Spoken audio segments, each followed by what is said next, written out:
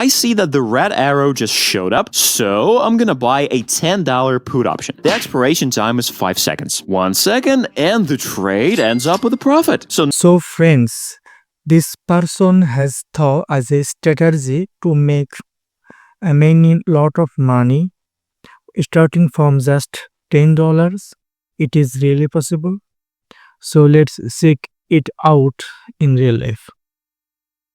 First of all, I set fractal indicator in 2 periods and candle duration is 5 seconds. Then I set candle expiry time 5 seconds. I have set everything up exactly the way he did. Now let's see whether it works or not.